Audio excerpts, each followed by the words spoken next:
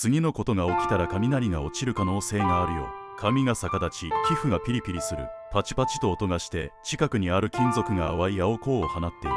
災害時に役に立つライフハック。台風10号には気をつけて。雷が落ちそうな時はこの体勢をとって自分に落ちる可能性が少しでも下がるよ。ハザードマップは信用しないで。それを信じて逆に助からなかった事例が何度もあるから。落雷が起こりそうな時は電子機器のコンセントを抜いておいて。落雷で機器が破損することがあるよ。靴は玄関以外にも寝室やベランダに置いてすぐにでも避難できるように。